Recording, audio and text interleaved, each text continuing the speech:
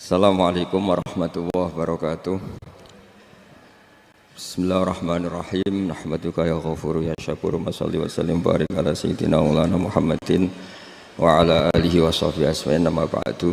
Nah, kemudian di sini saya tabarruk dengan Sayyid Muhammad, gurunya Kiai Haji Azaim. Saya mau cerita tentang amaliyah tadi. Saya sebetulnya nggak niat bacakan bab itu, gara-gara ada khataman jumlahnya banyak saya jadi pusing.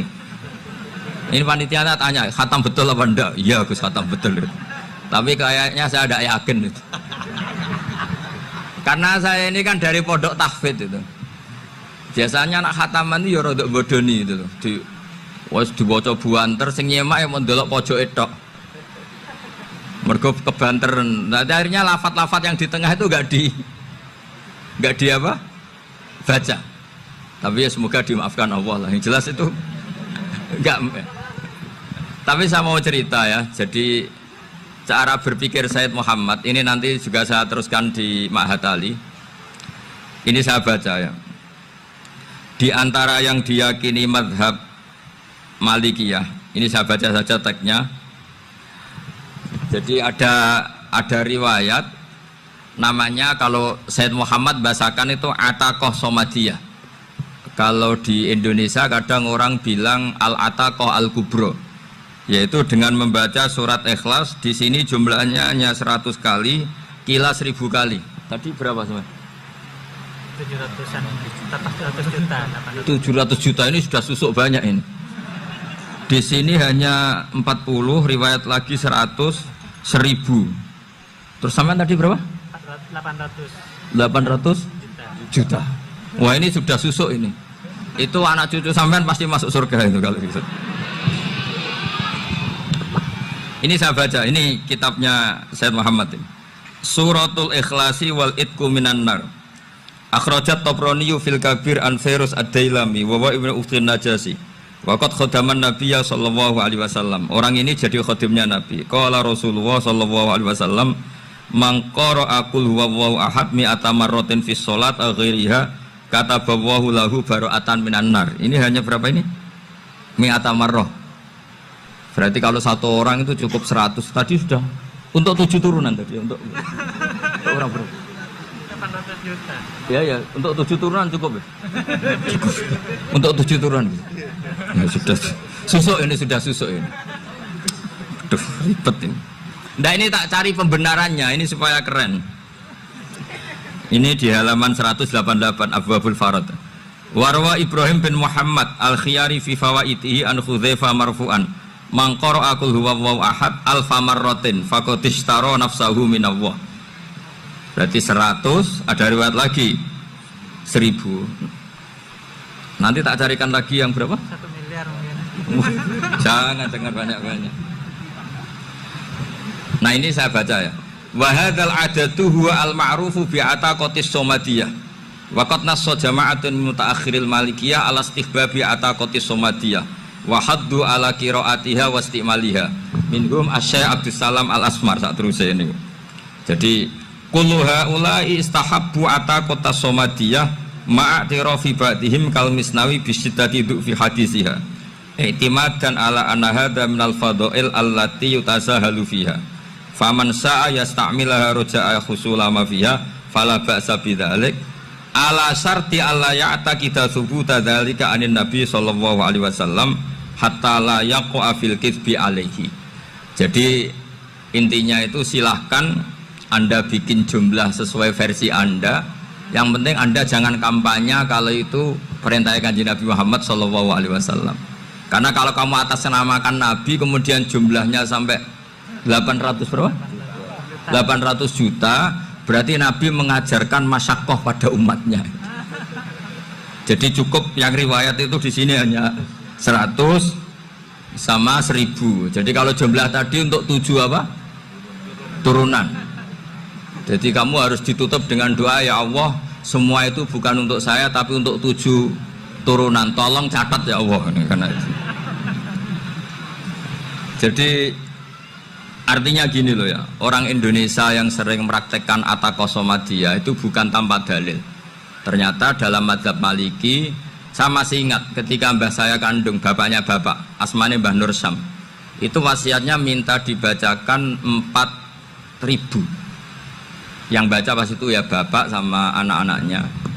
Dan kemudian alhamdulillah zaman akhir itu mulai agak ngawur. Kalau ada acara itu wong liya kon maca anake mlebu metu gak melok maca. Itu keliru, saya jamin itu keliru. Saya sering kalau mimpin di rumah, kalau yasinan di tonggo-tonggo kok anaknya gak maca, saya keluar. Bapakmu wong liya kon maca, kata saya gitu. Jadi itu menurut saya itu yang jelas. Saya sampai ngisi begini. Yang ada riwayatnya itu idza mata ibnu adam min qata amaluhu ila min salasin shadaqatin jariyah au ilmin yuntafa'u bi awaladin sholihin yatullah. Itu tidak ada di hadis au kiyayin sholihin yatullah, kata. Yang ada itu awaladin apa? Sholihin. Jadi anaknya harus ikut, kalau tidak ada usaha, kata. Akhirnya anaknya udah tinggi Gus nggih. Wah, akhirnya tak kei jagung paling akeh, kula mendet sithik. Wong aku ora anake kok. Kadang-kadang enggak, orang lain baca buahnya anaknya mau mlebu metu mau enggak manggakno tamu mbek rokokan. Itu harus ditobatkan itu. Keliru itu. Karena nasnya bukan aukiyayin solihin tapi awaladin solihin. Ini bukan provokator, ini memang ya seperti itu. Nah terus tentang tadi la ilaha illallah yang didawuhkan Gus Azaim.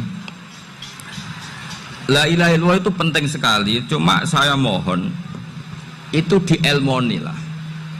Jadi dulu kalimat ini menjadi spesial karena dielmoni, karena dimulai dari fa'lam annahu la ilaha illallah. Terusannya ayat tuh wastaghfir li dzambika walil mu'minina wal mu'minat. Saya ulang lagi ya. Terusannya ayat tuh wastaghfir li dzambika walil mu'minina wal mu'minat. Makanya menurut mazhab Sadili, kamu disuruh baca la ilaha illallah dulu, jangan istighfar dulu. Saya ulang lagi ya. Dalam mazhab Sadiliyah itu la ilaha illallah dulu, nggak boleh istighfar dulu. Alasannya masuk akal. Orang yang kafir 70 tahun itu sekali baca la ilaha illallah itu langsung yughfar lahum ma qad salaf. Sehingga la ilaha illallah sendiri sudah punya kekuatan supaya dosa kita diampuni. Qul lil ladzina kafaru iyantahu yughfar lahum ma qad salaf. Cara menghentikan kekafiran gimana? Dia melafadzkan la ilaha illallah. Ini kalimat yang begitu saktinya sampai orang yang kafir puluhan tahun itu dosanya semuanya terhapus hanya karena melafadzkan la ilaha illallah. Nah, makanya kata Abdul Hasan As-Sadili wastaghfir li dzambika ay bihadil kalimah. Seseorang sah diistighfari itu kalau melafadzkan la ilaha illallah. Misalnya ada orang kafir mati kafir, sah enggak anak cucunya mengistighfari dia? Tidak sah karena belum melafadzkan la ilaha illallah. Makanya kata Abdul Hasan As-Sadili wastaghfir li dzambika ay bihadil kalimah. Sehingga lafadz ini spesial betul. Tapi kadang-kadang beberapa mursyid cara berpikir lain. Ini kalimat thayyibah harus dibaca orang suci, sehingga mendahulukan apa? Istighfar. Untuk supaya pas ngelafatkan kalimat thayyibah sudah dalam keadaan apa? Suci. Itu juga masuk akal. Tapi secara meyakinkan saya sendiri lebih mengikuti manhajnya Abil Hasan Asyadzili karena alasannya tadi, yang kafir puluhan tahun saja langsung luntur dosanya karena melafatkan la ilaha illallah. Artinya la ilaha illallah sendiri sudah bagian dari istighfar. Nah, ya tadi buktinya fa'lam annahu la ilaha illallah terus wastaghfir li dzambika walil mu'minina. Jadi orang sah diistighfari itu setelah dipastikan sah tauhidnya. Jadi setelah tauhidnya sah yaitu la ilaha illallah baru sah apa? Diistighfari. Sehingga orang kafir, seolah lagi orang kafir yang mati kafir, anak cucunya tidak boleh apa? Tidak boleh menistighfar. Terus saran saya kedua, la ilaha illallah itu filosofinya itu nafyun li uluhiyati ghairillah wa isbatun li uluhiyatillah wahdah. Filosofi la ilaha illallah itu gimana? Menafikan semua selain Allah itu tidak Tuhan dan hanya menuhankan Allah semata. Nah itu caranya gimana? Caranya kita harus terbiasa ini, karena tadi saya dibilangin panitia ini rata-rata mustameknya atau mustamiatnya ini santri. Caranya gimana? Dilatih pakai logika. Saya berkali-kali cerita kalau ngaji, saya sekaligus kampanye. Allah itu Tuhan yang begitu fair. Untuk menjadi Tuhan, Allah mempersilahkan, ada kualifikasi Tuhan. Jadi boleh dikompetisikan, itu boleh kata Allah. Gak apa-apa kamu ngaku Tuhan gitu, kata Allah. Tapi nak ngaku pangeran itu paling gak ya direputasi lah, ada verifikasinya. Dimulai dari apa? Ya kalau jadi Tuhan itu setidaknya bikin langit bumi lah, aturannya gitu. Jadi kalau daftar bupati ya daftarlah ke KPU. Masa tahu-tahu jadi apa? Tuhan kemudian tidak punya prestasi bikin langit bumi. Sehingga Allah itu cara ngendikan itu ya fair. Qul ara'aitum ma tad'una min dunillah aruni madza khalaqu minal ardi am lahum syirkun fis samawati. Coba yang kamu tuhankan selain saya, prestasinya apa? Ketika saya bikin bumi itu apa ikut bikin? Terus amlahum sirkun fis samawat. Kalau bikin langit, kalau nggak bisa ya urun lah gitu. Urun semen apa urun bego, pokoknya urun lah gitu. Urun ora, gawe bumi ora, ngerti-ngerti ngaku jadi pangeran. Kul hatu burhanakum. Jadi ya kan ya lucu kan, misalnya syarat kiai di Salafiyah kan keluarga Kiai As'ad, cucunya ngaji ngalim. Orang keluarga Kiai As'ad tuh aku kiai utama di Salafiyah. Oh mesti di penjara ya. Lah yo gak gawe langit bumi, gak ada prestasi terus ngaku sebagai apa? Tuhan. Jadi saya ulang lagi, ngaji seperti ini itu sebetulnya lebih ke show, pertunjukan. Supaya pertunjukan ini tidak dosa, saya isi ngaji betulan. Tapi jangan diulang. Karena saya biasa ngaji rutin. Saya di Jogja tafsir Jalalain sudah juz 23. Pernah khatam hikam, sekarang Nashihul Ibad separuh. Saya ngaji di Sidogiri Itkon, di Sarang Balaghatul Quran, di Hajen Lubul Usul, tapi sarahnya yang Thariqatul Usul, sarahnya Mbah Sahal Mahfud. Jadi baru di sini ngaji bersaing sama orang yang mondok berapa? 3 bulan. Ini masalah, masalah. Nggak boleh mondok itu harus buat tulis zaman. Tapi ya tidak apa-apa, mungkin laduni ya. Jadi kalau mondok cepet itu kemungkinannya apa? Laduni. Begini, tapi saya tertarik apa yang dikatakan Kiai Haji Abdul Manan tadi, menyangkut kalimat tauhid. Saya ngaji di mana-mana bilang, kalau ngaji itu yang tahqiq itu detail. Detail itu bahasa Arabnya tahqiq. Jadi kita misalnya berpikir secara jernih, orang yang kafir 70 tahun itu pasti menjadi muslim karena melafadzkan la ilaha illallah, dan itu bi ijma'il ulama. Semua ulama mengatakan demikian. Saya ulang lagi, itu bi ijma'il ulama.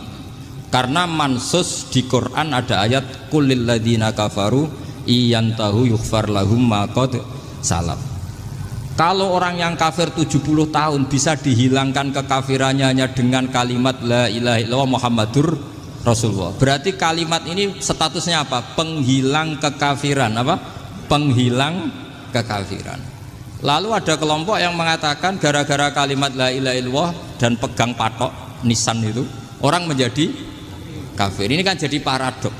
Lafadz yang kita statuskan sebagai penghilang kekafiran dengan lafadz yang sama orang menjadi kafir. Itu gak ketemu nalar. Mbok nalar paling apapun tetap gak ketemu. Kecuali tadi ya dalilnya pokoknya ngotot tadi. Itu memang kacau itu. Tapi alhamdulillah mereka insya Allah ya sadar. Kamu jangan bayangkan mereka tidak sadar terus, berarti kamu doanya jelek. Bisa saja mereka sudah ingin sadar, berhubung digojlok ini terus gak jadi sadar. Jadi jangan-jangan salah kita karena sering gojlok sehingga yang mau sadar jadi tidak apa? Tidak sadar. Saya tadi jam 10 sampai setengah 2 masih ngajar di pondok saya ngajar tafsir. Masih di Rembang sana saya. Terus saya ke Semarang, Delalah Muyassar.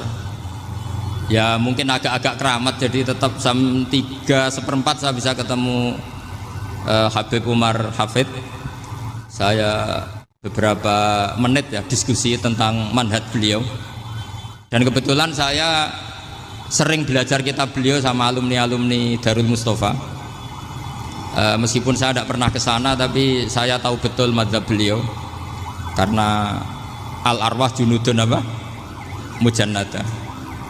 Begini, saya sering dingetikani Mbah Mun, politik tidak jelas itu bagian dari kejelasan. Ini yang perlu dicatat. Jadi politik tidak jelas itu bagian dari apa? Kejelasan. Misalnya begini, siapa yang mengira Khalid bin Walid yang sangat musuhi Rasulullah, dia panglima orang kafir ketika ngalahkan Rasulullah di perang Uhud, akhirnya Khalid bin Walid masuk apa? Islam. Begitu juga Wahsy, qatilu ahabbin nasi ila Rasulillah, pembunuh Sayyid Hamzah, akhirnya juga masuk Islam. Begitu juga Abu Sufyan, dia pemimpin besar kafir Mekah ketika perang Badar, ketika perang Khandaq, akhirnya juga Islam dan menjadi mertua Rasulullah Shallallahu Alaihi Wasallam. Dari fakta ini kemudian banyak ulama alim yang ngambil sikap itu ya coro Jawa itu anggang-anggang. Anggang-anggang itu gak tegas, tapi gak tegas dari rumusan ilmu yang detail. Saya ulang lagi, gak tegas tapi dari rumusan ilmu yang apa? Detail.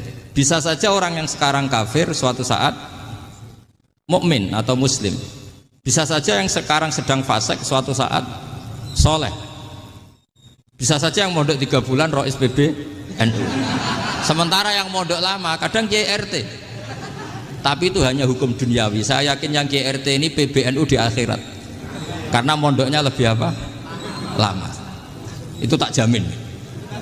Saya juga berencana mimpin itu di akhirat saja, bukan di dunia. Makanya saya mohon SK itu berakhir muktamar mendatang. Karena saya sudah kiai sebelum diangkat. Makanya saya ulang-ulang, kalau pengangkatan itu niatnya ikrar, saya terima. Tapi kalau niatnya ngangkat, tak gugat di pengadilan. Ini tidak guyon, ini betulan itu. Ya tapi ini hanya guyon saja. Nah ini penting saya utarakan teori ngaji ya. Ini saya bacakan naskah asli Sayyid Umar Hafid supaya Anda dapat barokah beliau. Karena beliau selain alim allamah, muridnya Habib Salim, juga beliau pernah ngaji kutub Sayyid Abdul Qadir Segaf di Jeddah. Juga beliau sering istifadah di beberapa kiai. Ini saya baca teks Arabnya kemudian saya terjemah. Bagi yang tidak setuju pemaknanya bisa gugat karena saya baca Arabnya. Yang nggak setuju pemaknanya bisa gugat, tapi tak jamin kalah karena saya paham betul teksnya maknanya seperti itu.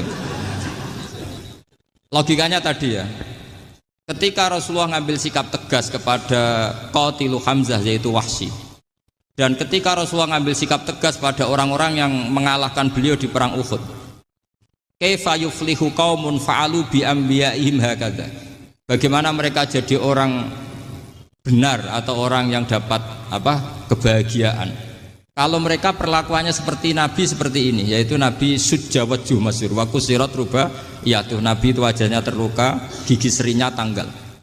Orang-orang seperti ini tuh nggak akan bejo kalau orang Jawa, nggak akan falah. Tapi apa yang terjadi? Allah menurunkan ayat laisa laka minal amri syai'un aw yatuba 'alaihim aw yu'adzibahum. Muhammad itu bukan wilayah kamu ngecap orang, menstigmasi orang itu tidak wilayah kamu. Saya bisa saja mengampuni mereka atau menyiksa saya itu atau menyiksa mereka itu wilayah saya, kata Allah. Saya bisa saja mengampuni mereka atau menyiksa mereka itu wilayah saya. Sehingga akhirnya apa? Rasulullah tidak ngambil sikap yang mungkin orang lain mengatakan itu tidak tegas. Tapi itu kearifan. Betul, akhirnya Wahsy malah masuk Islam. Khalid bin Walid panglimanya juga masuk Islam. Dan beberapa orang kafir juga masuk Islam, termasuk mimpinihim, ketuanya yaitu Abu Sufyan. Ini penting saya utarakan. Makanya ini saya baca pembenaran dari konstruksi pikiran tadi. Nah ini supaya khas. Ini khasnya orang mondok 10 tahun nih. Jadi ini tak baca ini. Nah, biar jelas ini nanti teksnya persis ya, tidak saya rubah. Ini di kitabnya Habib Umar Hafid, namanya itu Taujihun Nabi Limardoti Bari. Kalau diterjemah ya mengarahkan orang yang sadar. Nabi itu orang yang sadar ya, sampai ini termasuk orang yang sadar. Limardoti Robbi, menuju mendapat ridho Tuhan atau Allah Subhanahu wa Ta'ala. Saya baca teksnya ini di halaman 179. Ini tidak ada yang saya rubah, tidak saya kurangi. Bismillahirrahmanirrahim. Fala buddha an wattina qulubana ala annana khodamatu ahli hadal qaul wa yattali'u Allah min qulubina annana na'taqidu imkaniyata ayyasfa'a fi ahadina yaumal qiyamati man huwal ana kafirun yuslimu faya'lu sya'nu indal haqqi fayakunu sababan li kholasika fil qiyamah yumkinu dzalik. Jadi kita para dai, para kiai itu adalah khodamatu hadal kaun. Kita ini adalah pelayan alam raya ini yang selalu berharap alam ini akan lebih baik. Orang yang sekarang sedang kafir bisa saja nanti yang nyafaati kamu di akhirat, yaitu mereka masuk Islam lalu Islamnya lebih serius, akhirnya punya hak syafaat. Sementara kamu Islam mulai kecil tapi biasa-biasa saja seperti ini, mulai dulu ngaji terus sama Ki Abdul Manan, nggak pernah yang ngisi ngaji, itu artinya nggak ada perkembangan. Makanya saya nggak ingin ngaji lagi karena saya ingin perkembangan Anda nanti tukang mengisi, bukan yang diisi. Kalau saya nanti ngaji lagi di sini, artinya Anda kalau tetap mendengarkan itu tidak ada perkembangan. Pantas saja semulang Gus Bahak sampean sing ngaji. Sekali-kali ada perkembangan, saya ngaji sampean yang mulang, itu bagus ya. Meskipun itu perkembangan yang menyesatkan.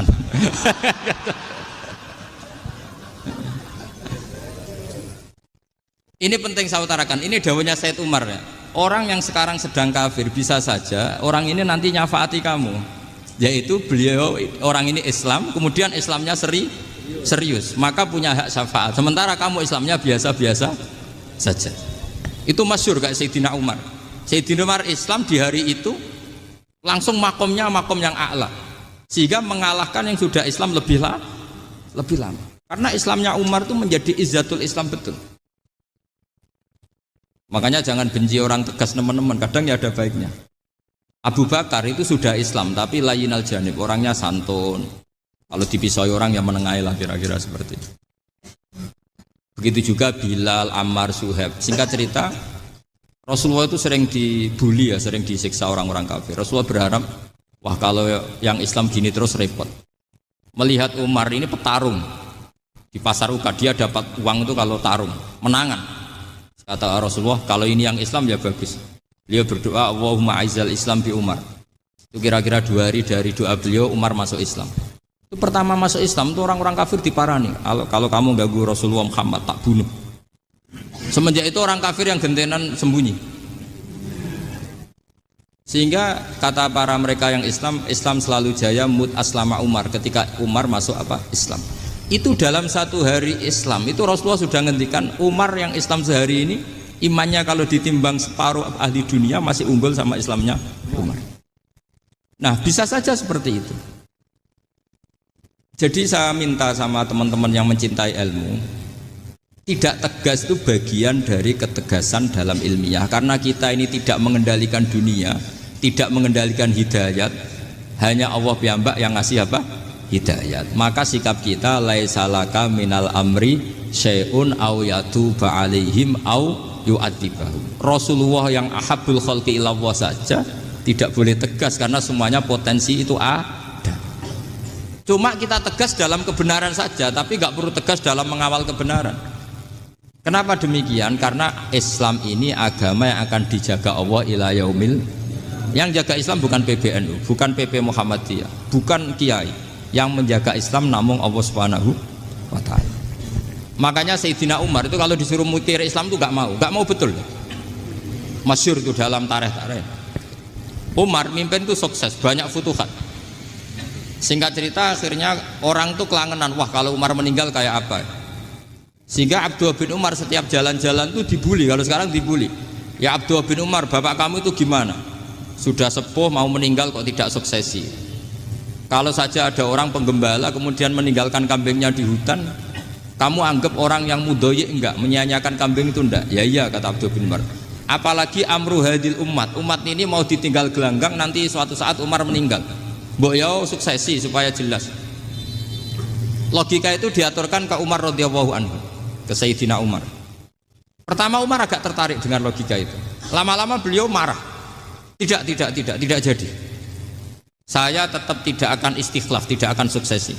Dan saya tidak akan mikir Islam katanya. Islam akan diurus oleh Allah Subhanahu.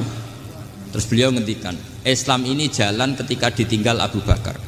Bahkan ketika ditinggal ahabbul khalqi illallah, akramul khalqi indallah, yaitu Rasulullah Muhammad sallallahu alaihi wasallam. Coba Islam dulu dipimpin Abdul Qadir ketua wali, dipimpin Wali Songo, dipimpin orang top-top.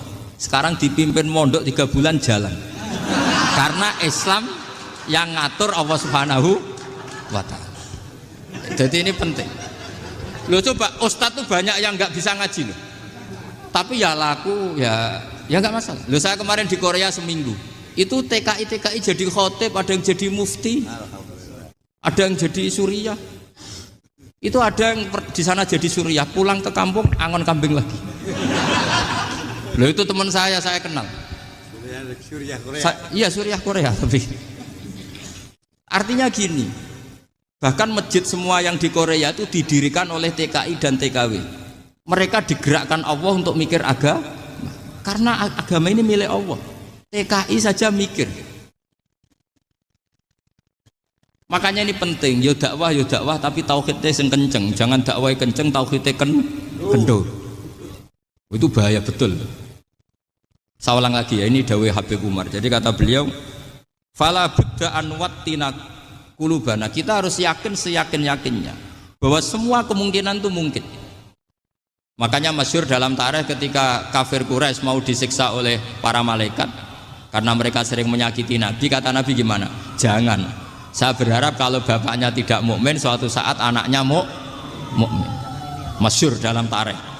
Musuh Nabi besar siapa? Walid bin Mughirah. Punya anak Khalid bin Walid. Abu Lahab punya anak Darrah, itu mukminah yang baik. Abu Jahal punya anak Ikrimah, itu mukmin yang baik. Di Indonesia lebih hebat lagi. Bapaknya ra iso maca Quran, anaknya hafid. Bapaknya Utun Ratamat SD, anaknya jadi dekan.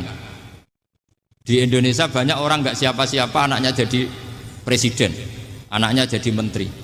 Artinya jangan karena bapaknya kafir kamu nganggep anak turunnya pasti selalu kafir. Teori itu sudah salah zaman Rasulullah. Yaitu Walid akhirnya punya anak Khalid, Abu Lahab punya anak Darrah. Terus siapa? Abu Jahal punya anak siapa? Ini penting saya utarakan karena dakwah kalau terlalu semangat, nanti kalau menghilangkan tauhid bahaya. Tetap innal huda. Uni Soviet kayak apa? Mengkooptasi negara-negara sekelilingnya sampai jadi Zuni. Tapi apa yang terjadi? Uni Soviet yang runtuh, persemakmurannya semua rata-rata jadi negara apa? Islam, kayak Uzbek, kayak Ceknya, kayak apa-apa. Karena agama ini diurus Allah. Sehingga kalau tapi kamu ngitmai agama nggak apa-apa. Makanya istilahnya Habib Umar khodamah itu pelayan, nggak apa-apa. Kita ngitmai agama itu nggak apa-apa. Dengan ngitmai terus mikir nggak apa-apa. Tapi jangan mikir yang merasa kalau kita mati, wah nanti agama ini kukut karena saya mati. Kamu itu siapa? Agama Islam ini tidak pernah dipasrahkan kamu. Diurus oleh Allah Subhanahu wa Ta'ala sendiri. Sehingga ketika Wali Songo meninggal, agama ini tambah kuat sampai sekarang. Kecil saya itu kalau pengajian susahnya bukan main, harus izin sana sini. Sekarang setiap pengajian polseknya datang, polresnya datang, nggak ada intel, nggak ada apa. Padahal kiai dulu sama kiai sekarang itu kira-kira alim mana? Alim kiai dulu. Mbah Hasyim Asy'ari itu ngarang kitab sampai dibaca di Yaman. Saya sering baca juga kitab beliau, Risalatu Ahli Sunnah wal Jamaah. Kiai sekarang mau terjemah aja kadang salah memahami. Tapi ya Islam tetap jalan karena Islam ini dikawal, dijaga oleh Allah Subhanahu wa Ta'ala. Maka kalau dalam cerita tarikh sirahnya Ibnu Ishaq itu, tauhid itu penting. Beliau cerita begini, Sayyid Abdullah itu namanya Abdullah bin Abdul Muthalib.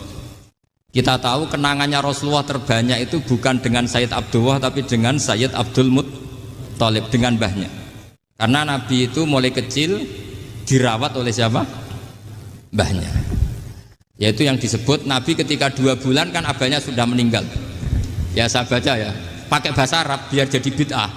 Nanti kalau bahasa Indonesia ada bid'ah. Tidak betul. Diba atau berjanji sebenarnya itu kitab sejarah, berhubung dibaca bahasa Arab terus kayak mantra. Terus yang belakang mau nyenggai soleh aleh, sehingga kubu sebelah bilang tuh khurafat dan bid'ah. Coba diterjemah ini, coba nanti saya baca bahasa Arab.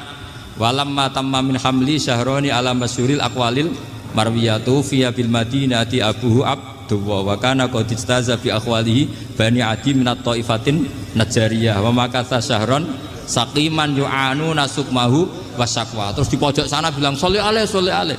Pasti kubu sebelah yang liwat, wah itu khurafat bid'ah karena dianggap mantra. Padahal artinya coba sampean baca bahasa Indonesia. Ketika hamil Rasulullah umur 2 bulan, abahnya meninggal di kota Abwa. Kota Abwa adalah kota keluarga besar ibunya Sayyid Abdullah. Kebetulan pas ke sana beliau sakit sampai 1 bulan dirawat. Bid'ahnya di mana kalau diterjemah? Wong itu kitab tarikh. Makanya saya nggak tahu yang membidah-bidahkan di bak itu karena tadi. Tapi sampean juga ikut salah karena nyenggai sholawatan tok itu. Jadi makanya saya bilang tadi kalau bahasa Arab bid'ah, kalau sudah terjemah tidak bid'ah karena kelihatan kalau itu hanya kitab tarikh. Loh, coba bid'ahnya di mana? Wa ba'du fa'aqulu wa Muhammad bin Abdullah bin Abdul Muthalib bin Hashim. Itu kalau diterjemahkan, kamu harus tahu siapa nama Muhammad.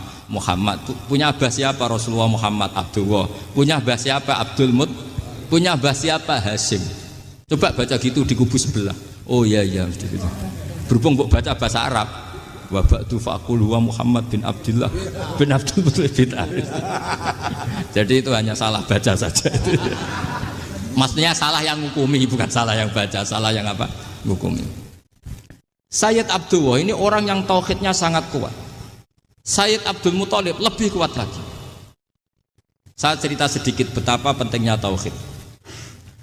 Ketika pasukan Abraha bawa pasukan gajah mau menyerang apa?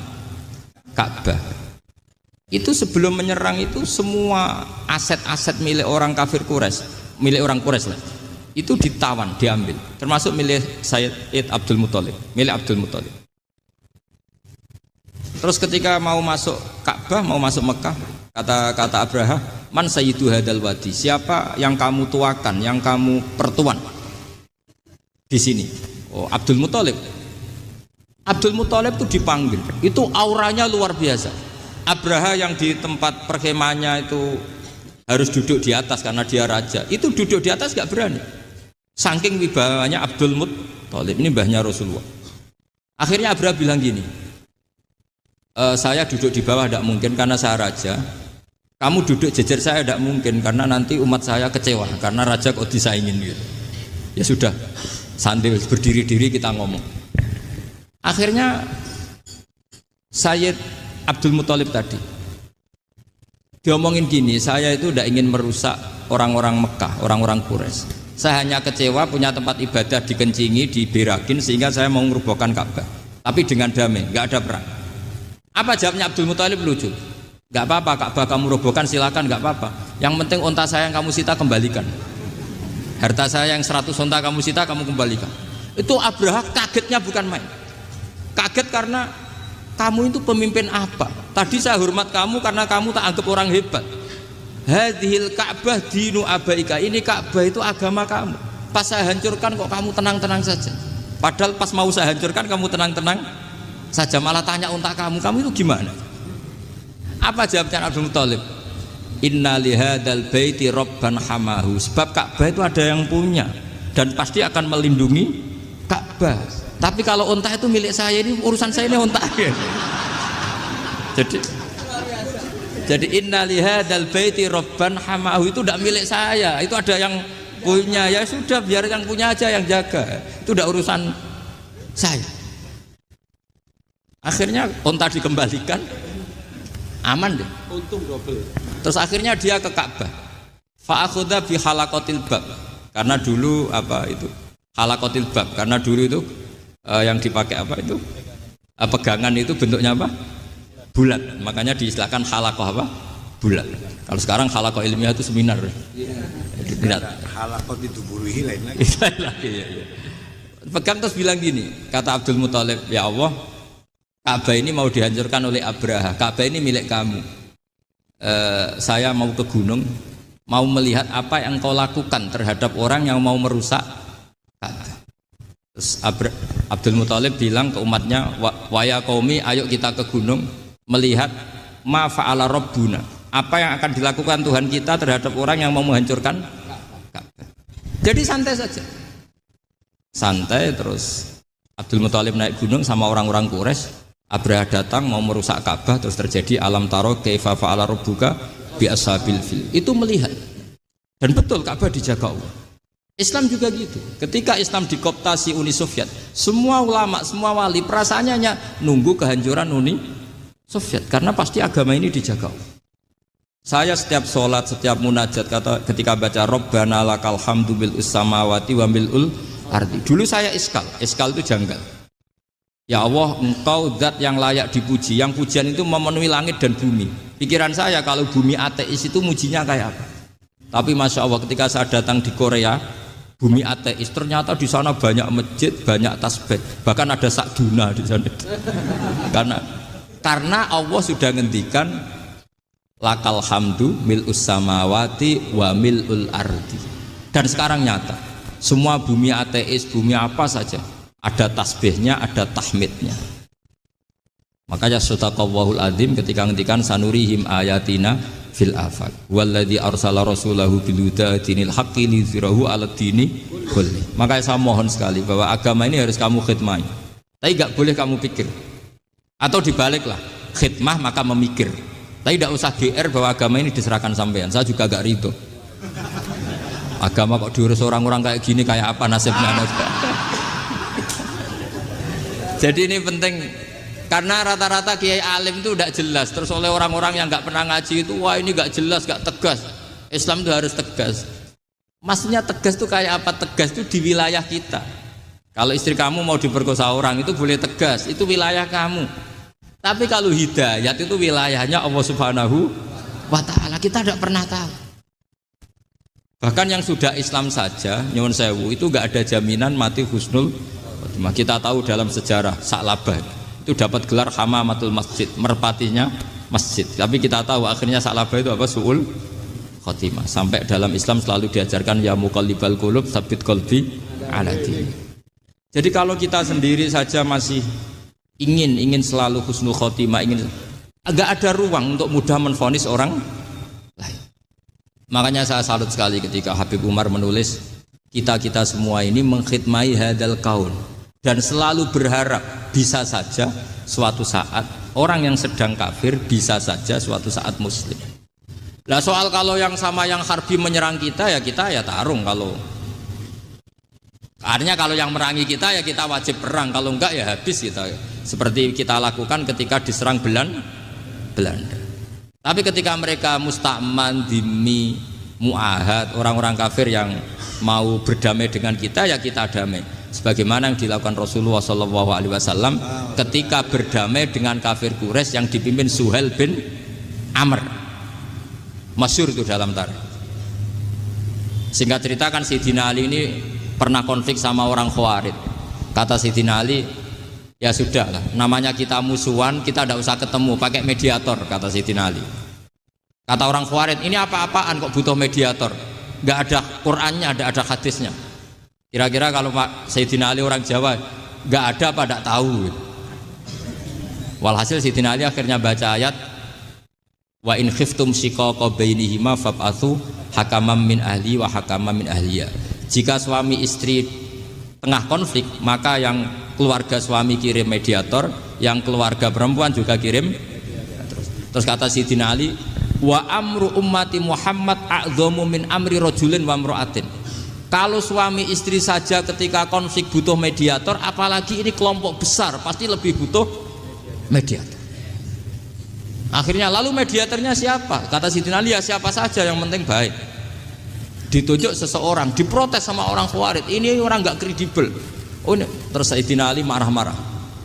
Rasulullah itu pernah berdamai dengan orang, bahkan orang itu kafir, yaitu Sulhul Hudaybiyah. Nabi itu berdamai dengan orang yang bernama Suhail bin Amr ketika itu kafir. Makanya ini menunjukkan bahwa musolahah ma'al kufar itu boleh demi kelangsungan bernegara, berbangsa. Kamu tidak usah meragukan reputasi NU. Ketika dulu kafirnya kafir harbi zaman Belanda, ya Mbah Hasim fatwa apa? Jihad. Jadi jangan kira tidak tegas. Kita tegas sekali, justru kita yang punya masa lalu tegas. Tapi kepada siapa dan dalam konteks apa? Paham ya? Terus ini penting sekali untuk dijernihkan. Ini saya baca berikutnya nanti, tidak supaya tahqiq. Saya syukur sekali, saya tadi sekaligus minta ijazah sama Habib Umar, dan memang saya ngaji ini lama sama teman-teman alumni Yaman, cuma belum pernah ketemu mu'alifnya. Tadi saya ketemu minta ijazah itu dan beliau senang sekali, bahkan sempat bikin tulisan di kitab saya ini.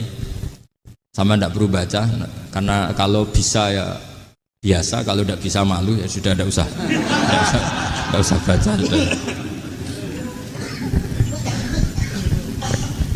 Terus ini kata beliau, ini masih saya teruskan.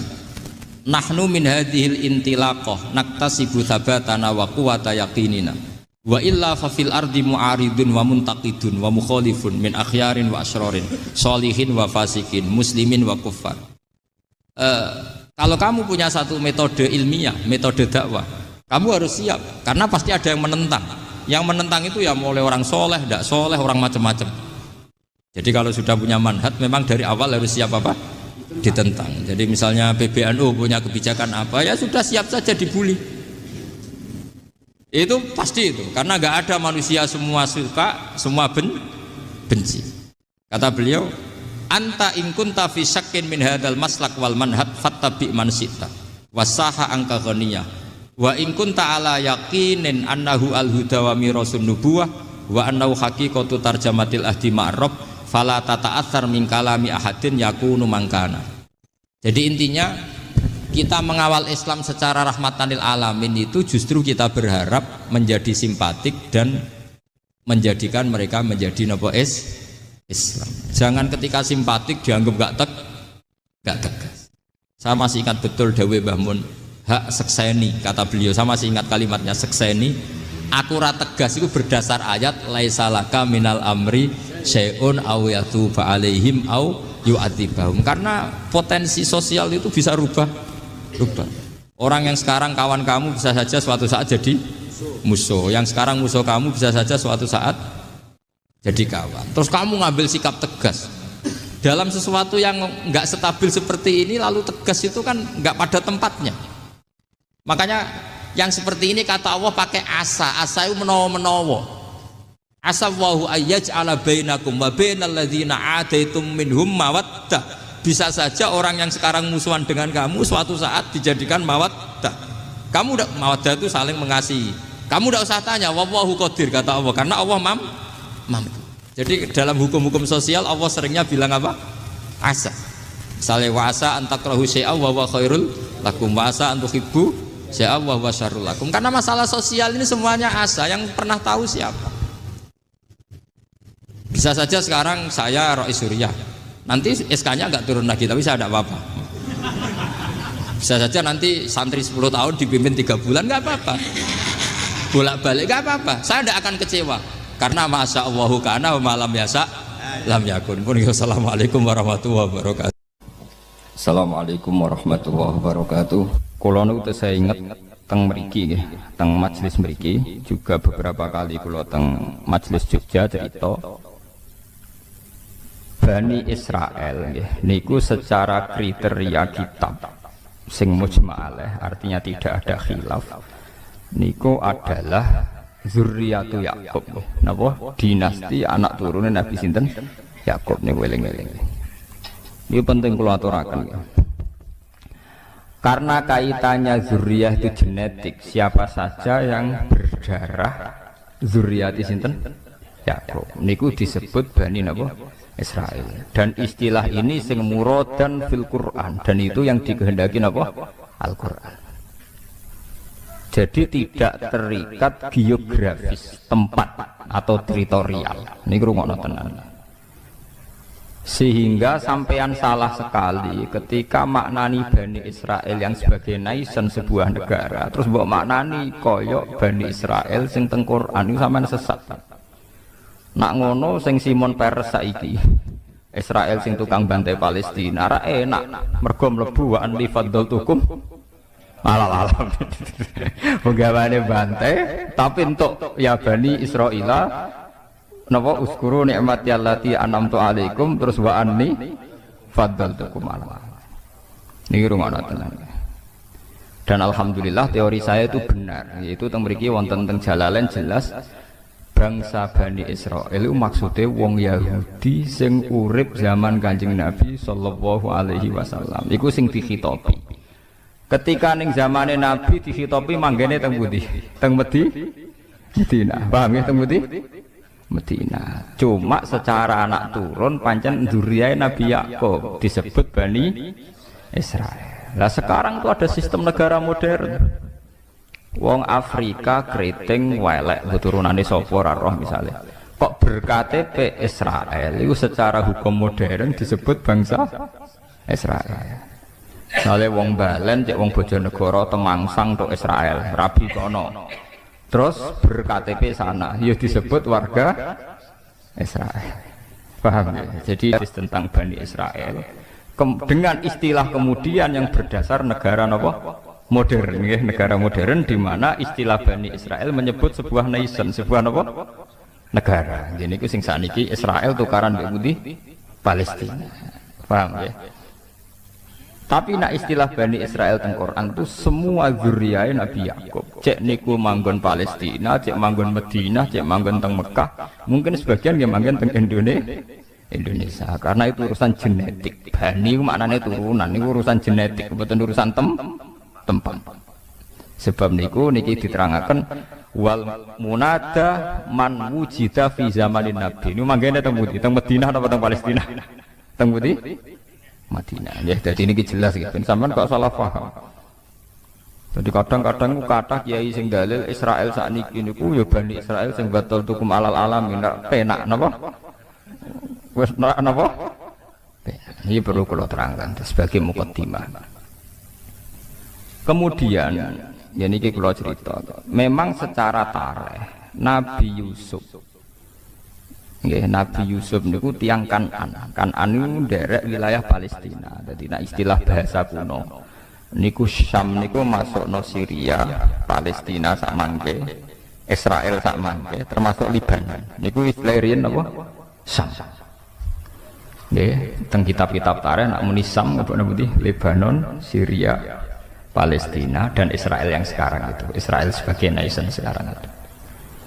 Di situ termasuk ada bumi Kan'an. Bumi apa? Kan'an. Ini gerungan. Bumi Kan'an niku engkang kemudian menjadi domisili Nabi Yakub alaihis salam. Nglahiraken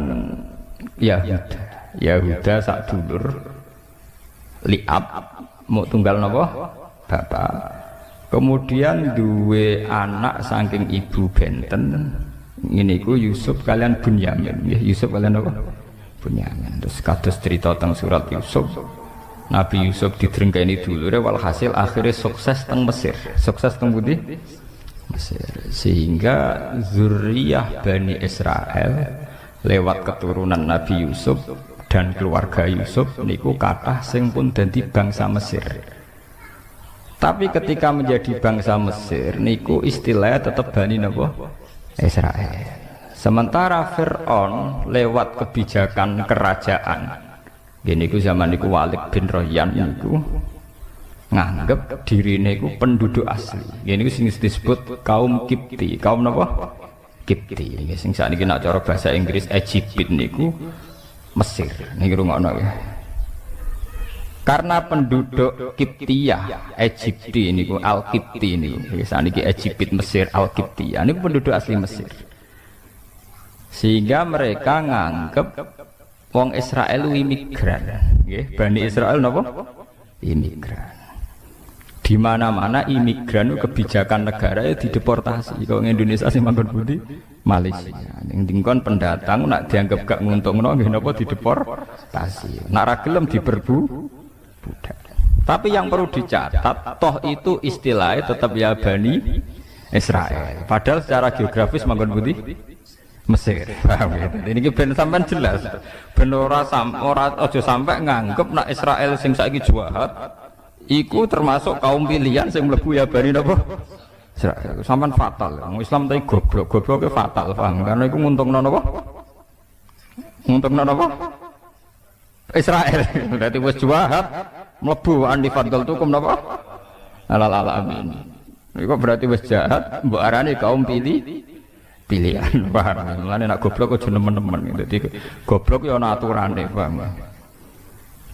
Mulane kula diceritani guru-guru kula, wali ku ana loro. Ana sing wali ya ilmiah, goblok tapi ilmiah. Dene dadine wali mergo saleh. Mergo napa? Saleh. Ya misalnya niku nak padha-padha ngakali mesti mbah ora Jumatan. Aku wis bar Jumatan ning Mekah, iku wali goblok, ora ilmiah. Ya wali dengan tanda kutip. Mergo nak Jumatan ning Indonesia bare jam 1. Iku ning Mekah jam 10. Mergo terpaut pinten 4 jam. Jadi ketok goblok ke paham. Namun wis bar iku tetep ketok napa? Goblok. Sajane nak bodoni aja ngono, keliru tak warai sampeyan carane iku ngene. Ben rada ilmiah. Aku Jumatarku engko wae ning Mekah. Iku rada bener iku. Mergo Jumatane ning Mekah 4 jam kemudian. Tapi nak muni wis bar mesti goblok. Ya mesti keliru nih. Maksudnya mesti keliru nih. Lan nak muni wis kandhani, Mbah, nak bodoni sing ilmiah, Pak. Harga nak 4 jam itu mesti dereng nggih mboten. Terpautnya pinten Mekah mriki? 4 napa? Jam. Jadi kalau di sini jam 1, Mekah jam 10 iku ora ono Jumatan, paham ora napa? Jadi nak muni wis bar iku mesti ora ilmiah. Malah wali tanda kutip iku. Dadi Mbah nak bodoni iku dielmoni. Dadi misale napa? Engko ape Jumatan nek Mekah iku lumayan ya, rada ilmiah perkara gitu. Artinya ya mboten tenan ora tapi ono ilmiah ya paham maksudnya rada lumayan ya gitu. Ya wali tanda kutip, nak wali beneran ya ora tukang bodoni maksudnya niku maksudnya nak wali beneran ya ora tau napa bodoni niku mong wali-wali tanda kutip, wali cara wong akeh ya. Ya pasti dukun ngoten niku bulet napa. Niki perlu kula terangaken. Kulo itu beberapa kali ikut seminar dan beberapa kali memberi gambaran. Pak Bahak sebetulnya Israel itu versi Al-Quran itu kayak apa? Bahkan di beberapa universitas Jogja itu ya jadi penelitian. Ironisnya PBB sekalipun itu pakai peta sejarah yang mengacu keberadaan Nabi Musa, Nabi Yakub, Nabi Ishak dan Nabi Ibrahim alaihimussalam. Sehingga dengan data sejarah ini memang kelihatan bangsa Israel yang sekarang sebagai negara modern memang sebagiannya ya keturunannya betul Nabi Yakub. Memang kita tidak munafik. Kita secara gentleman, saya bilang secara gentleman Israel yang sekarang memang sebagian besar ya masih turunannya Nabi Yakub, Nabi Ishak. Kita fair. Tapi kalau acuannya demikian, yang berhak terhadap Israel juga bangsa Arab. Makanya PBB juga harus mendengarkan klaimnya bangsa Arab. Bangsa Arab juga merasa keturunan Israel. Mulane kula bolak-balik teng ngaji mriki cerita. Wong Islam ora ngarah gedeng Yahudi nemen-nemen. Wong Yahudi ora iso gedeng Islam nemen-nemen. Mergo nembe misahna. Paham? Lho mboten sepundi. Yahuda niku sing leluhure wong Yahudi jenenge Yahuda. Yahuda bin Yakub bin Ishak bin Ibrahim. Kabeh ahli tarikh sepakat Yahuda bin Yakub bin Ishak bin Ibrahim. Saking ibu Sarah nggih, ibu sinten? Sarah. Nabi Ibrahim duwe garwa Siti Hajar sing didakok teng Mekah sing disebut inni askantu min dzurriyyati biwadin ghairi dzi zar'in inda baitikal muharram. Kemudian Nabi Ibrahim lewat Hajar gada anak Nabi Ismail. Berarti Ismail ambek Nabi Ishak nggih dulur liab.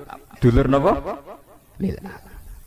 Lewat Ismail niki melahirkan bangsa Arab sing asli. Ini ku kabilah Jurhum sampai ke Sayyid Adnan.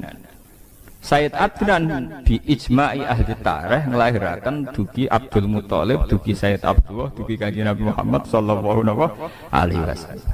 Mulane jare tiba jare berjanji wa Adnan bila raibin intadzawil ulumin nasabiyah ila dzabihi napa Ismail. Kalau teori kepemilikan Palestina berdasar genetik, nak ngono ya ora kudu Israel sing saiki, bangsa Arab pun berhak karena secara keturunan gini apa? Sama nggih, sama-sama bapak induke Nabi sinten Ibrahim. Mulane bangsa. Lah tapi sejarah yang ditulis Barat itu yang untungkan Israel saja. Gini ku dimulai saking Yahuda, nggih, saking napa? Yahuda. Paham gini ben sampean kertas sejarah nggih. Sebab niku perebutan Palestina yang sekarang Yerusalem niku itu tidak bisa, nggak lepas dari orang Islam dan orang kafir boten saged. Nggih sebetulnya perebutan dinasti antara dinasti Ibrahim yang lewat Ismail dan dinasti Ibrahim sing lewat Nabi sinten Ishak. Karena yang dulur liab kados Nabi Yusuf kemudian nggak tertarik melok konflik teng mriku. Delalah uripe do teng putih Mesir. Ini ben sampean ngertos sejarah. Ben sampean ngertos. Ini penting kula aturaken. Nak nuruti klaim sejarah itu ndak ada habisnya. Tapi kula pribadi dan muga-muga umat Islam pancen yo ora kudu matur nuwun mbek wong Yahudi kudu matur nuwun. Sampeyan tak critani, wong Islam niku imane paling terlambat. Mergo iman mbek Kanjeng Nabi Muhammad sakwise Nabi ku wujud, ya sakwise dadi nabi. Dadi imane ku terlambat. Ya sakwise Nabi umur 40 tahun lagi iman. Iku wae kadang imane bar 5 tahun didakwahi, bar 7 tahun kados Suraka, kados Amr bin As imane ngenteni tukaran sik. Ngenteni napa? Tukaran sik. Bareng Nabi ditukari terus sabar sesuai iman. Tapi nak imane Yahudi mboten, Nabi rong wujud itu wis iman. Wis napa? Iman. Mulane teng tarikh-tarikh wonten paradok. Di tarikh-tarikh itu ada paradok dan itu semuanya nyata. Di awal dalailun nubuwah. Nggih kula baleni malih nggih. Di awal dalailun nubuwah, alamat-alamat kenabian mesti sing beritakno iku rohib, pendeta Yahudi atau pendeta napa Nas? Rohib. Tapi engko nek wis cerita kenabian musuh besar Kanjeng Nabi wong Yahudi wong Nasrani. Zaman Kanjeng Nabi umur 12 tahun dijak Abu Thalib tenggene Syam nggih Palestina, ketemu Rohibu Bukhaira. Karena mereka mitra dagang, Abu Thalib iku sapa? Ki anakku, kowe mesti bodoni Abu Thalib. Lah kowe kok ora nak bodoni. Saiki ku jelas-jelas calon nabi, ciri-cirine jelas nabi. Berarti ra ngarah anakem. Wis Abu Thalib lha apa hubungane? Ciri nabi akhir zaman ora raine ya wis ngene iki, gantenge saiki, wae jelas saiki. Iku cirine bapake mati pas jek ning kandungan. Dadi ra mungkin iki anak. Ya Abu Thalib, iya iki anakku ponakan jare. Bapake mati zaman apa? Ning kandungan. Terus jare Ibu Bukhaira, ya nak ngono aja terus nodok Palestina. Pasti anak ini mau dibunuh orang Yahudi. Mereka orang Yahudi ingin semua nabi dari kelompok mereka. Ya akhirnya walhasil gak dipateni, balik nang Mekah. Ketika Nabi umur 19 tahun, mulai jadi karyawan, jadi pedagang. Termasuk dagang duwe tuan bos jenenge Khadijah. Khadijah gada paman Nasrani ahli Injil. Niku sing jenenge Waraqah bin sinten Naufal. Niku beberapa kali Khadijah ngaji tentang alamatin nubuwah. Dia yakin calon nabi ya karyawane iku sing jenenge Muhammad. Terus jare Khadijah, Maisarah jeneng lanang. Pelayanku jenenge Maisarah jeneng lanang. Ora mbok anggap nabi bareng Maisarah. Anggap jeneng napa? Wedok. Maisarah Muhammad itu kawal terus. Terus segala keajaiban yang terkait Muhammad kandakno aku. Ternyata ketika perjalanan gini ku wau tuzilluhul ghamamah tuti'uhus sahaib. Dadi ning gone padang pasir sing panas tiap nabi liwat dibarengi mendung. Nak nabi ngiyup ning wit iku anut arah matahari sehingga nabi selalu untuk bayang-bayang untuk iyup-iyupan. Walhasil Maisarah cerita, wah caniku pancen luar biasa. Gak tahu kena panas mergo dalam perjalanan mesti diikuti napa? Mendung, diikuti awan. Terus jare Khadijah, la huwa mesti ya iku calon nabi. Akhirnya Khadijah yang karya siap jadi untuk bojone, untuk rabi mek karyawan. Tapi karyawan calon napa? Nabi ora karyawan calon kiri ngetekno donya dadi karyawan tapi calon napa? Nabi. Dia yakin sekali. Makanya dalam sejarah ketika Nabi itu memang ummi nggih. Nabi itu memang sisine ku ummi ku ora pahaman. Keibu-ibuan. Jadi beliau itu tidak bisa baca, tidak bisa tulis sehingga tidak banyak referensi tentang nubuwah ya. Tidak banyak referensi tentang nubuwah. Dalam sejarah-sejarah ketika Nabi pertama ngertos malaikat Jibril teng Guwa Hira niku kaget tenan. Karena Nabi tidak punya pengalaman sama sekali, ummi. Malaikat Jibril disangka malaikat mati, itu disangka weden. Ndruwedeg. Tapi apa yang terjadi? Ketika beliau pertama kali cerita pada Khadijah, iki bukti bahwa Khadijah cukup banyak pengetahuannya. Gini sampai ben mengingat-ingat tarikh lagi sing nate ngaji. Khadijah dengan segudang referensi, segudang maroje, segudang dialektika akal. Bareng diceritani, Aku mau ngerti iku. Wonge putih nggo wanteng ning guwa. Malah marahi aku Iqra bismi rabbika. Aku wedi ndredeg. Terus jarene Kanjeng Nabi zamiluni aku kemuli, bareng berarti kemuli terus kon cerita. Tapi ketika cerita Khadijah sewenenge Pak. Jadi gamane cara Jawa, ya ini mas yang saya tunggu-tunggu. Saya yakin ini akan terjadi. Jadi orang grogi blas. Karena Khadijah yakin ciri utama kenabian dimulai min rosil arba'in saking umur pinten 40 tahun. Sehingga Khadijah lah sing nyeneng-nyeneng Kanjeng Nabi. Paham ya napa? Andekan Khadijah dari awal tidak punya referensi ku calon nabi, mungkin dia melok kaget pisan. Ketemu sapa Mas? Iku gerduwo ta setan ta iblis kan gitu. Tidak ada dalam tarikh. Setelah diceritani gitu Khadijah malah pede, malah yakin. Berarti aku gak salah pilihan iki. Calon nabi napa? Tenan. Bahkan Nabi saat itu penasihatnya ke Khadijah. Paginya dibawa ke pamannya yaitu Waraqah bin Naufal. Ketika dibawa jari Waraqah bin Naufal, "Yabna akhi, he dulu anake dulurku, kowe cerita." Bareng cerita, Waraqah langsung nyaut, "Hadzal namus alladzi ja'a bihi Musa." Yaiku sing teka ning kowe padha sing teka ning Nabi Musa. Artinya apa? Secepat-cepatnya umat Islam iman ngenteni Kanjeng Nabi wis wujud, ngenteni bar 40 tahun, ngenteni bar dakwah, ngenteni bar salah paham macam-macam iku lagi Islam. Jadi Islame sampeyan ning Nabi Muhammad itu terlambat paham. Dhisik Islame wong Yahudi, mereka tahu sedurunge wujud sinten? Nabi, paham ya? Lha niki tenan nih. Wong Yahudi wong Nasrani. Tapi nggih pun ngoten niku, pun sunnatullah. Bareng Kanjeng Nabi wujud tenan, dadi nabi tenan. Sing iman tenanan niku wong-wong sing Islame anyaran. Yaiku para sahabat. Sing dhisik nerkenalno Nabi Muhammad ape ana nabi akhir zaman, gentenan musuh. Nah niku ampun sunnatullah niku ora tak pikir ora nabi tok. Sampeyan duwe anak digadang-gadang bodhe musuhe rebutan donya mbek anake. Jadi itu fenomena sosial. Makanya ini Quran disebut wa kanu min qablu yastaftihuna 'alal ladzina kafaru falamma ja'ahum ma'arafu kafaru. Sebelum Nabi Muhammad wujud secara nyata iku wong Yahudi wong Nasrani nak perang muni ya Allah bismi Muhammadin, atas nama Muhammad kula nyuwun tulung menangno. Jadi tiga wasilah tinggi sinten wasilah. Tapi ketika Muhammad wujud secara nyata falamma ja'ahum ma'arafu malah napa kafaru. Jadi wong Yahudi kaya santri sing rada kurang ajar. Santri wanyaran mondok kenal Gus ku seneng ora karuan. Diceluk kiai ini seneng ora karuan. Sampeyan nek wis ngalim mbek Guse musuhan. Mergo saingan golek pengaruh. Kowe pertama dadi masuk partai Demokrat cek Golkar. Ambek pimpinan wedine ora karuan. Tidak peluangnya sama ya kompetisi, si ikut.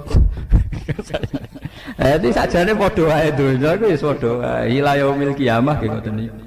Kowe dhisik iso salaman mbek kiai nyucup wis seneng ra karuan. Kok ora mati-mati nganti tuwek. Pas wayahe kowe wis dadi kiai ya saingan.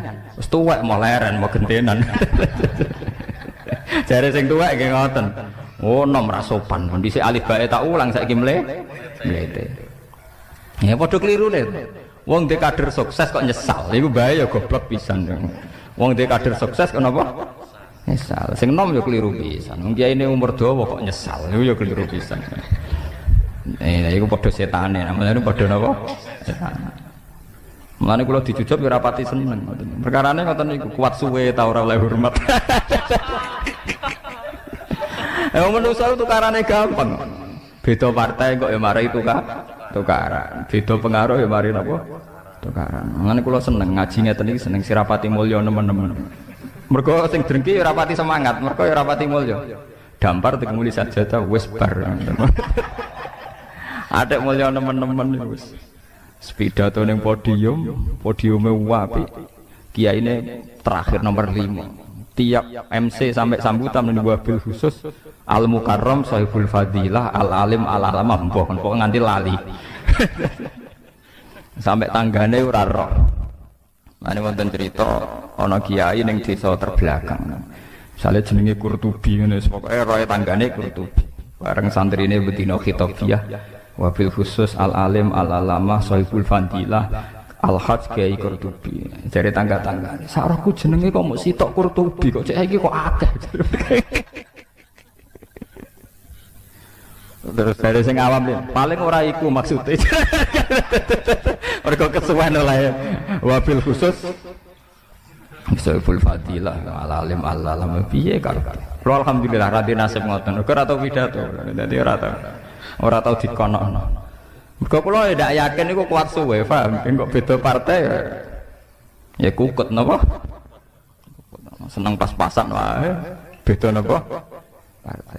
Anak mulya sak kula ngene iki sampean gedeng gedeng apane. Sing ngaji ngantuk, kadang ngomong-ngomongan, kadang ya anget. Hebatnya apa? Sing hebat ke kula niku mergo ikhlas niku. Ampun kula terangaken.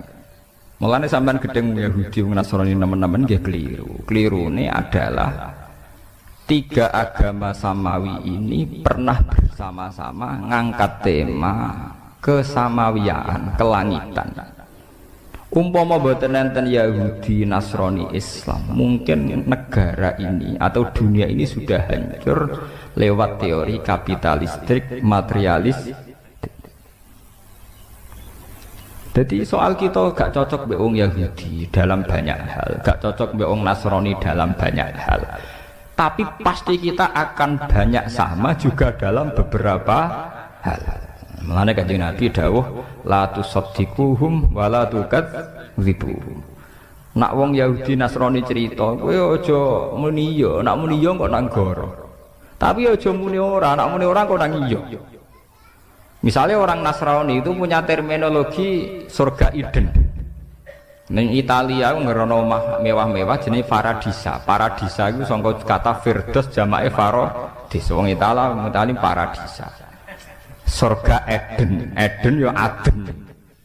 Nak kowe tiap cerita wong Nasrani mbok gorohno, berarti kowe gorohno anane surga Eden, surga Paradisa. Tapi kowe meni ya keliru, wong kono pangerane telu kowe muk sitok. Paham ya? Niki kula aturaken. Mulane jare Quran wala tujadilu ahlal kitab illa billati hiya ahsan. Nggih niku masalah-masalah samawi. Itu masalah-masalah yang sekarang ugemi ini namung Yahudi, Nasrani, Islam. Niki alhamdulillah tenan. Tiga agama besar ini mewarnai ciri adanya Tuhan. Meskipun Tuhan Yahudi disebut Yahweh, Tuhan Kristen Katolik Trinitas, Tuhan Islam Allahus Somad lam yalid walam yulad. Tapi ini penting kalau aturakan, karena sekarang itu gelombang materialistik di mana semua unsur dianggap karena materi itu luar biasa. Mulane kula yakin, ainul yakin, suatu saat tiga agama ini akan mendialogkan diri dan menjadi baik-baik saja. Perbedaannya hanya masalah visi-visi keilmiahan. Nanti di era modern, saya itu tukaran sih. Paham ya, macam podo salah pahami, podo kotoke. Tapi bahwa dulu zaman Nabi Muhammad itu sering ada dialek bersama. Misalnya dalam surat sing Madaniyah, ini kalau sebut jelas-jelas Madaniyah. Artinya secara teori usul fikih kemungkinan mansukhoh itu kecil, tidak ada potensi dinasah. Nggak ada potensi apa? Dinasah. Ini wonten ayat Qul ya ahlal kitab ta'alau ila kalimatin sawaim bainana wa bainakum. Jadi istilahnya, hei ahli kitab maknanya Yahudi Nasrani. Ayo kita diskusi bersama-sama. Ila kalimatin sawa. Kita nyari titik temu. Bainana wa bainakum. Kita cari titik temu. Siapa yang layak jadi Tuhan? Allah na'budu illallah wala nusyrika bihi syai'an. Tetap wong Nasrani lah yakin. Misalnya ada Tuhan Bapak, Tuhan Anak, Tuhan Ibu. Tetap ditakoki. Sing paling kondang sing sapa? Ya mesti bapak tuh, jenenge bojo wedok mbek anak tetap kalah mbek bapak. Sing kodang tetap sitok ta. Iya ya tetap sitok. Ya milih sitok ae. Orang Yahudi tidak punya masalah trinitas karena orang Yahudi tidak punya dosa syirik, enggak ada dosa napa? Syirik. Mulane Quran nak cerita dosane wong Yahudi mesti wayak turunan nabi wiril tukang mateni nabi. Mergo wong Yahudi gak direputasi dosa syirik, dosane tukang mateni. Nganti saiki wong Yahudi dosane mau tukang mateni tok, Pak. Jadi bangsa Zionis itu tradisi dosane tukang napa? Mateni. Tapi ndak ada dosa syirik. Ya paham ya, Tuhan Yahudi tunggal niku Yahweh, napa? Yahweh. Iku nak teng ejaan Latin Y besar, A H besar, W E H besar, Yahweh. Lah Yahweh nak sampean maca ya Allah mbok imalahno iku ya wis napa? Yahweh sama. Kowe nak imalah Ibnu Amir ya wa duha wal laili idza saji ma wadda'aka rabbuka umma qala. Niku ya padha. Sehingga Quran wani nantang ta'alau ila kalimatin sawa'im bainana wa bainakum. Tapi ketika Gus Dur melakukan dialek beragama itu asing cara pondok pesantren. Kok santri wis ora ngaji Quran, mengaji Fardun repot. Bakasane makmum masbuk mbek muafik najis bola dua mek mutawas sito. Dadi tema-tema besar agama ora paham. Jadi kudu tobat manjen memang enggak paham. Wong asing tenan mbek ayat iku ya asing tenan. Sing paham iso diitung termasuk kula niku termasuk bejo, kula niku termasuk paham. Lho asing kan. Ngiranya dialek antar umat beragama itu satu teori modern yang difasilitasi LSM atau beberapa media. Padahal enggak, dialek antar umat beragama itu tua sekali, yaitu di surat Makkiyah Madaniyah sudah ada ya ahlal kitab ta'alau ila kalimatin sawa'im bainana wa bainakum. Coba kita cari titik temu bainana wa bainakum. Allah na'budu illallah wa la nusyrika bihi syai'a wa la yattakhidha ba'duna ba'dun arbabam min dunillah. Kita harus sepakat bahwa kita ini manusia. Ciri utama manusia itu satu, yaitu tidak bisa jadi Tuhan. Jadi sebetulnya ciri yang khas pada manusia itu satu, tidak bisa jadi Tuhan. Wa la yattakhidha ba'duna ba'dun arbabam min dunillah. Paham ya? Artinya jangan ada Tuhan yang dari unsur manusia. Karena ciri utama manusia itu satu, tidak bisa jadi Tuhan. Iya. Sehingga zaman itu tiang Yahudi sing masuk Islam nggih kathah kados Abdullah bin Salam. Nggih Ibnu Abi Laila nggih kathah. Tiang Nasrani nggih kathah. Sampai Quran cerita teng akhir juz 6 wala tajidanna aqrabahum mawaddatal lil ladzina amanu alladzina qalu inna takbirun wa idza sam'u ma unzila ila rasuli tara a'yunahum tafidu minad dami mimma arafu minal haq. Ketika wong Nasrani Najran niku diwacakno surat Yasin niku nangis ma asbaha bima unzila ala Isa.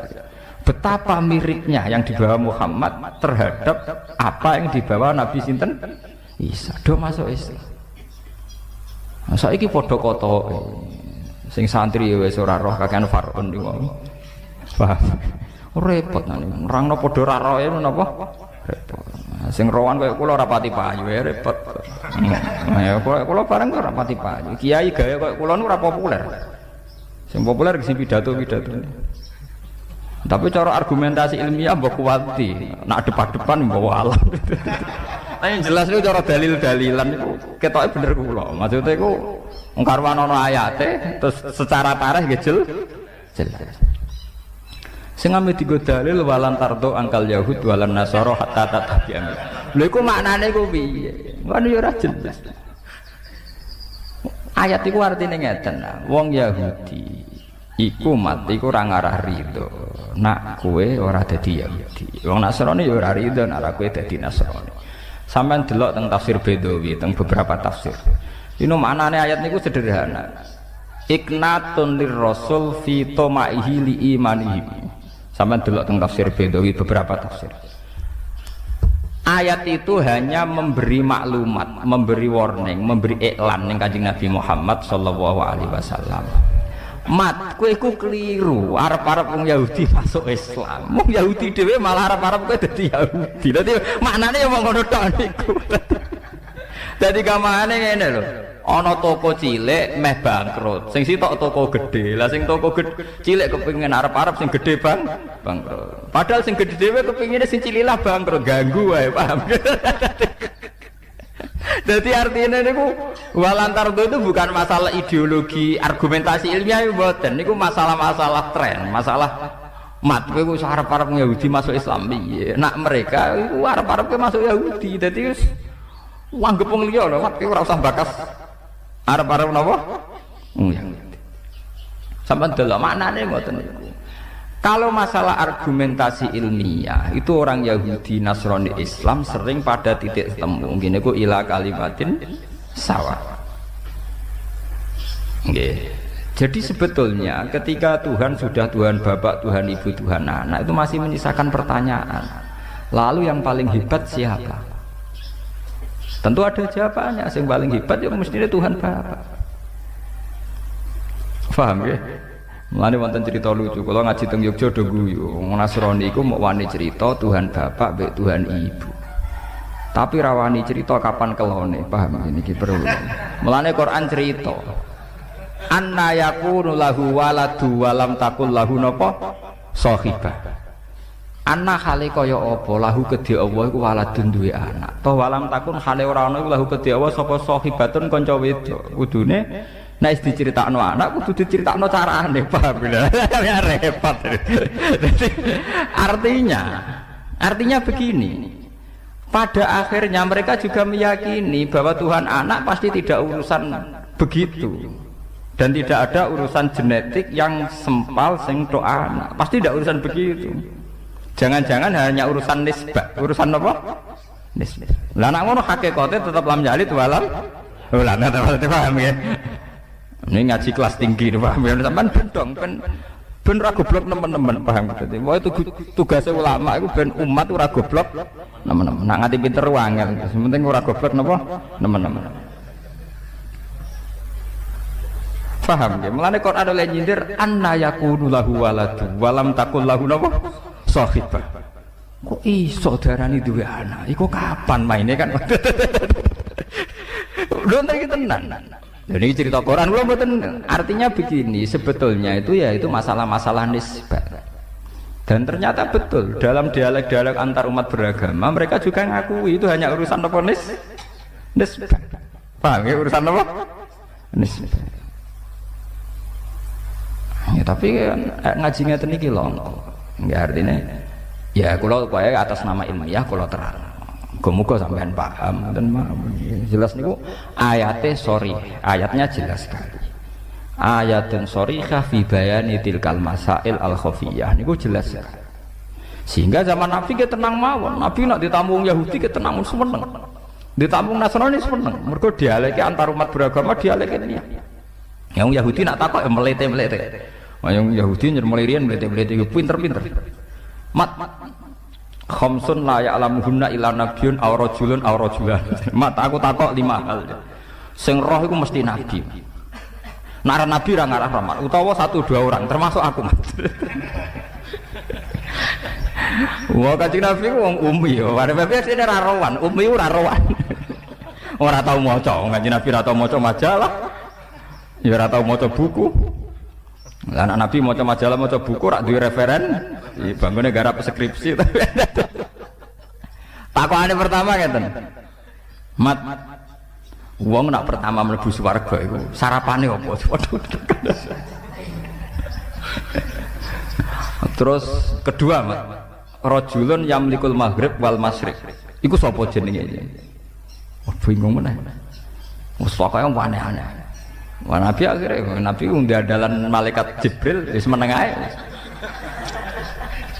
Lah Nabi ini beberapa kali kalau ada orang Yahudi takoki ora tau iso. Tapi beberapa kali langsung dijawab sinten? Jibril. Saking seringe Nabi akhirnya sekepedenan, yo tak jawab. Orang muni insyaallah, paham ora muni napa? Ya, gentenan pangeran sing tersinggung. Nganti pirang-pirang dina malaikat. Oh Yahudi seneng, wah iki Muhammad kalah iki. Biasane isonan saiki napa? Kalah. Wah akhirnya kanjeng Nabi nangis. Ya wong biasane ana ilham kok iki ra ana napa? Lah nangis. Akhirnya pangeran gak mentolo, diwarai tapi diamuk sih. Paham? Lha iki nyata. Diwarai tapi diamuk sih. Ngene ku wala taqulanna li syai'in inni fa'ilun dzalika hudan illa ayyasha. Mat kowe aja geman muni ya iya tampon.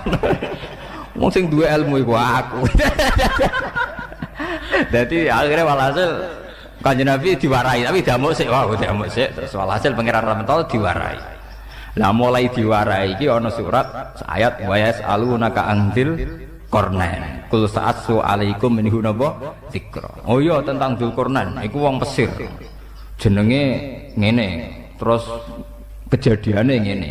Kul sa'atsu alaikum minhu napa dzikra disebut inna makanna lahu fil ardi wa atainahu min kulli shay'in napa sababa fa'atba napa sababa sampai hatta idza balagha maghriba samsu sampai terus lancar kan Nabi. Ya mat bener dereng Yahudi sedekah.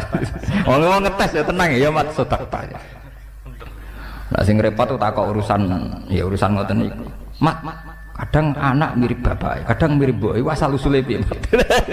Nabi jak bakas pornografi. Akhirnya Nabi tetap jawab. Nak sing semangat sing lanang berarti mirip bapak. Nak semangat sing wedok mirip lho. Mbok. Mulane anggere ana pasangan elek, misale mboke wayu sing lanang elek, aki-aki anak elek, mergo mboke aras-aras.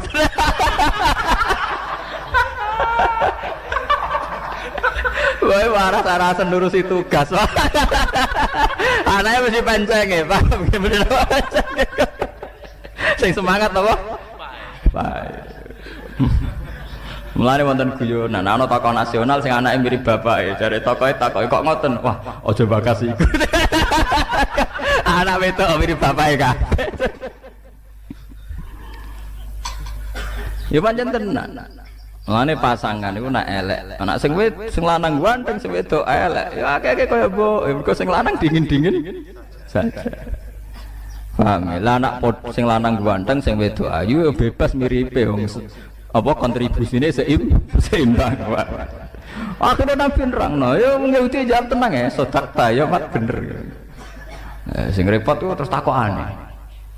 Mat, pertama penduduk swarga masuk swarga itu jumlahnya wakil ya mat. Wakil. Iku sarapane apa mat? Pertama. Nabi jak bakas kawitane wong swarga sarapane apa? Apa pecel apa rawon pokoke takokane wae. Nabi akhirnya dikandani Jibril ziyadatul kabidin nun, yaitu gorengan iwak nun. Akhirnya Nabi dan orang Yahudi ini selalu ngomong khas nubuwah. Khas napa? Nubuwah. Di mana di luar alam yang materialistik ini yang kasat mata ada alam